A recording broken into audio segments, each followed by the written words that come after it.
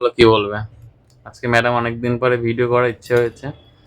তা বলুন কি বলবে? এইভাবে ভিডিওটা অন করলো। যাই হোক, অন করে দিয়েছে যখন, চলো শুরু করা যাক বেশি বকবক না করে। তো যেটা বলার, না তার আগে কিছু বলি।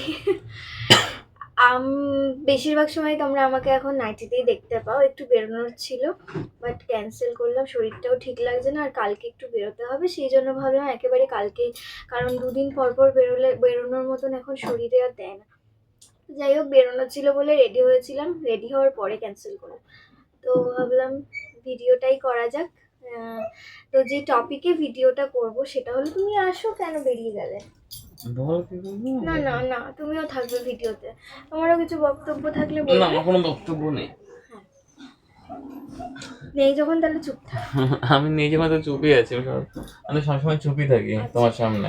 তো যেটা বলে, সোজা হয়ে বসো। যে যে টপিকটায় ভিডিও করা সেটা হচ্ছে, আমি অনেক দিন ধরেই ভাবছিলাম যে এই টপিকটা নিয়ে একটা ভিডিও করা উচিত। কারণ আমার মনে হয়েছে, শুনেওছি, প্লাস মনেও হয়েছে কিছু কিছু জিনিস, তো সেই জন্যই ভাবলাম যে এই টপিকটাতে ভিডিও করা যাক। সেটা হচ্ছে, অনেকের ধারণা নভেম্বরের আজকে 23 তারিখ, এখন আমাদের বিয়ের 8 মাস রানিং, না 9 মাস রানিং চলছে, মানে 9 মাস কমপ্লিট হবে না ডিসেম্বরের 3 তারিখে। ঠিক আছে, 9 মাস রানিং চলছে, বাট কমপ্লিট হয়নি।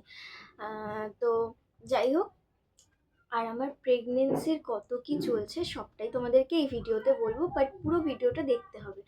তো কেন বললাম বিয়ের এতদিন চলছে, তার রিজনটা হচ্ছে,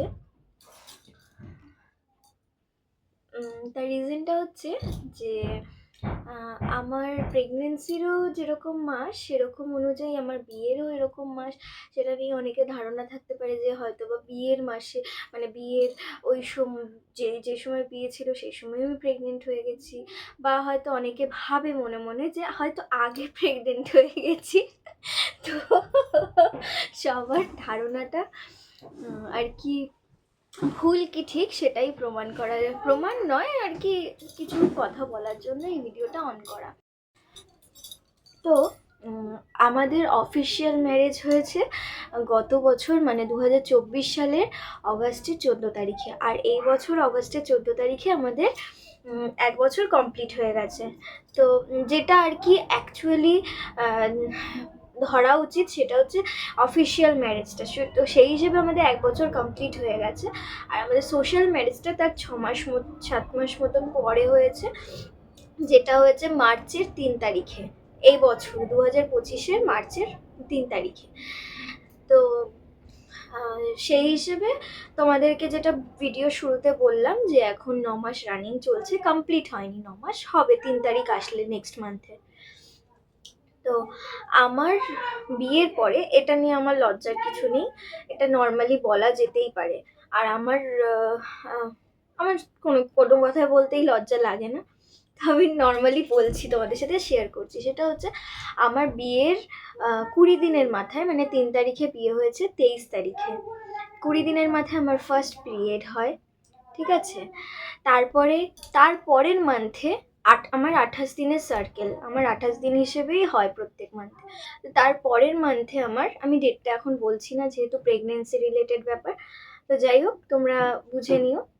তো বিয়ের 20 দিন পরে প্রথম পিরিয়ড হয়, তারপরে আবার নেক্সট মান্থেও আমার যেরকম 28 দিনের সার্কেল নর্মালি পিরিয়ড হয় সেরকমই পিরিয়ড হয়। ঠিক আছে, তো তারপরের মাসে গিয়ে আমার প্রেগনেন্সিটা আসে।